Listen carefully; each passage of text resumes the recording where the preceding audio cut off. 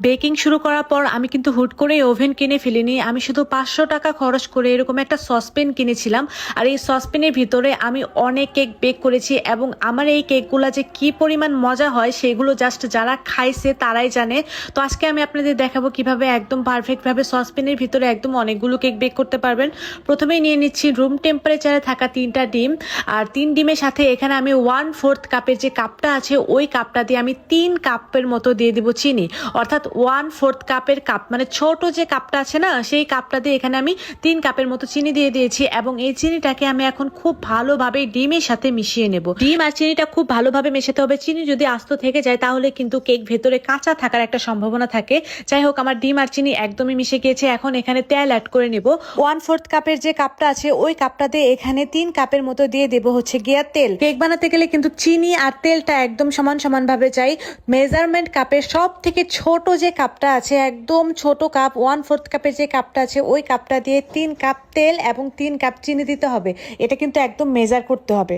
তারপর আমি এখানে দিয়ে দিয়েছি লেবুর রস। যেহেতু এখানে আমি আজকে ভ্যানিলা এসেন্স ইউজ করব না, তাই ডিমের গন্ধটা দূর করার জন্য আমি লেবুর রস দিচ্ছি। আপনারা চাইলে লেবুর রস অথবা এখানে লেমন জেস্টও ইউজ করতে পারেন। খুব ভালোভাবে মিশিয়ে নেওয়ার পরে এখানে শুকনো উপকরণ অ্যাড করে নিচ্ছি। 1.5 কাপ ময়দা আর 1.5 চা চামচ দিয়েছি বেকিং পাউডার দিয়ে খুব ভালোভাবে চেলে নিচ্ছি। চেলে নিয়ে এখন ওই ডিম চিনি মিশ্রণের সাথে খুব ভালোভাবে মিশিয়ে নেব। চাইলে এখানে 1/4 কাপের মতো পানিও অ্যাড করতে পারেন অথবা দুধও ইউজ করতে পারেন। তবে আজকে আমি আমার এই কেকের বেটারটা এরকম গাঢ়ই রাখবো, কারণ এরকম গাঢ় বেটারের কেক খেতে অনেক বেশি ভালো লাগে। মানে চিনিটাও একটু পরিমাণ মতো থাকে, মানে খুবই মজা লাগে এই বেটারের কেক খেতে। যাই হোক, বেটারটা অলমোস্ট রেডি হয়ে গিয়েছে। এখন এগুলোকে মোল্ডে সেট করার পালা। আজকে আমি কোনো মোল্ড নেই।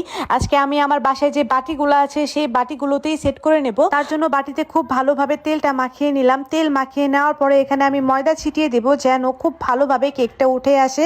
আমি কিন্তু কেকে এখন আর বেকিং পেপার ইউজ করি না, আমি জাস্ট এরকম তেল মাখিয়ে ময়দা মাখিয়ে দিই। এতে করে কেকটা আমার খুব সুন্দরভাবে উঠে চলে আসে। তারপরে দেখতেই পাচ্ছেন এখন এই বেটারটাকে আমি দিয়ে দিচ্ছি। আমি একটা কাপ দিয়ে বেটারটাকে মেপে দিচ্ছি যেন 3টা কেকে একদম সমান হয়। 3টা বাটি ভরার পর আমার আরো একটু বেটার বেঁচে যায়, যাতে আমি আরো 2টা কাপ কেক বানিয়ে ফেলি। এখন ছুরির মাথায় তেল দিয়ে উপরে একটু দাগ টেনে দেবো, এতে করে উপরে হালকা একটু ফেটে যায়, দেখতে খুব ভালো লাগে। এখন হাঁড়িটাকে সেট করে নেবো। আমি একটা এরকম অ্যালুমিনিয়ামের সসপ্যান নিয়েছি। সসপ্যানের ভেতরে দিয়ে দিয়েছি একটা স্ট্যান্ড, আর স্ট্যান্ডের উপরে এরকম একটা থালা দিয়ে দিয়েছি। থালার মধ্যে আমি এই কেকের বাটিগুলোকে সেট করে নিচ্ছি। আপনারা যে কোনো থালাই ইউজ করতে পারবেন, এখানে স্টিলের থালা হলে আরো অনেক বেশি ভালো হয়। এটাকে সসপ্যানের ঢাকনা দিয়েই ঢেকে দেবো। এটাকে চেষ্টা করবেন অ্যালুমিনিয়ামের ঢাকনা দিয়েই ঢেকে দিতে, এতে করে এই কেকের উপরে খুব সুন্দর একটা ওভেনের মতো কালার আসবে, কারণ উপর থেকেও তাপ পড়বে।